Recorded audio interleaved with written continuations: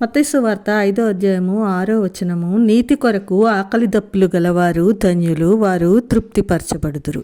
మనం ఇంతవరకు ధన్యతల్లో యేసు క్రీస్తు వారి కొండ మీద ప్రసంగంలో చెప్పిన ఈ ధన్యతల్లో 3 ధన్యతల గురించి కొంచెం వివరంగానే చెప్పుకున్నాము. ఇప్పుడు 4వ ధన్యత, నీతి కొరకు ఆకలి దప్పులు కలిగి ఉండడము అంటే ఏమిటి అని మనం ఆలోచన చేస్తే, ముందుగా మనము ఆకలి అనే దాని గురించి తెలుసుకుంటే, ఆకలి ఎలా ఉంటుంది అది అంటే భౌతిక ఆకలి.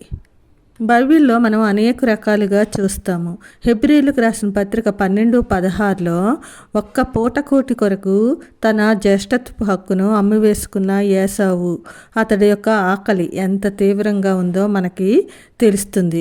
అలాగే ఇశ్రాయేలీలు ఐగుప్తు నుండి ప్రయాణం మొదలుపెట్టినప్పుడు ఈ ఆకలి కోసమే ఎప్పుడు సనుక్కుంటూ ఉండేవారు.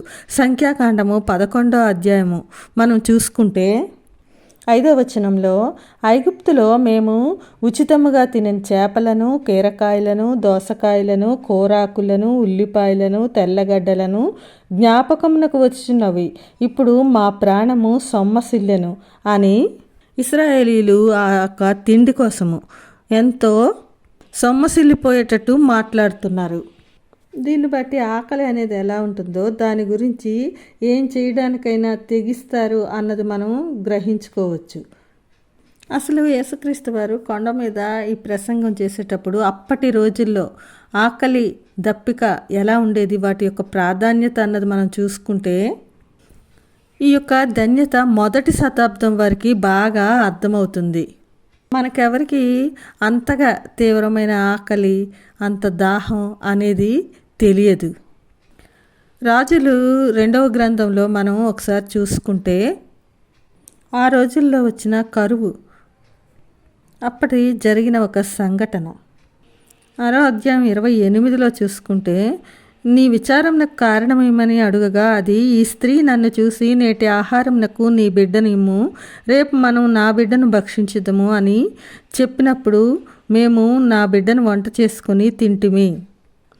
అయితే మరునాడు నేను దాన్ని చూచి నేటి ఆహారమునకు నీ బిడ్డను ఇమ్మని అడిగితిని గాని అది తన బిడ్డను దాచిపెట్టినని చెప్పాను.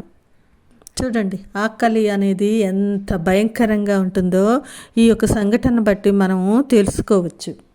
అలాగే దాహాన్ని గురించి మనం తెలుసుకుంటే, ఇంకా నీరు, మనం ఆ నీటి కోసం ఇప్పటి రోజుల్లో అయితే అల్లాడిపోయే పరిస్థితి లేదు. కానీ బైబిల్ కాలంలో సాధారణంగా బావులు, నదుల నుండి నీరు తెచ్చుకునేవారు. కొద్ది కాలానికి అవి ఎండిపోయేవి. వారు నీటి కోసము మధ్య తూర్పు దేశాల్లో ఎడారి ప్రాంతముల గుండా చాలా దూరం ప్రయాణం చేసి నీటి కోసం తిరిగేవారు. అలాంటి తీవ్రమైన ఆకలి, అలాంటి తీవ్రమైన దప్పిక మనకి ఉండాలి అని యేసుప్రభు వారు చెప్తున్నారు. దేని విషయంలో? అది భౌతిక ఆకలి. కానీ మనకు ఉండవలసింది దేవుని గురించి, ఆయన మార్గాలను గురించి, ఆయన న్యాయ విధుల గురించి, ఆయన ఆజ్ఞలు పాటించే విషయంలో మనము ఎలాంటి తీవ్రమైన ఆకలి దప్పులు కలిగి ఉన్నామో, మన ఆత్మీయ ఆకలి, ఆత్మీయ దప్పిక అంత తీవ్రంగా ఉన్నాయా, దాని గురించి మనల్ని మనం పరిశీలన చేసుకోవాలి.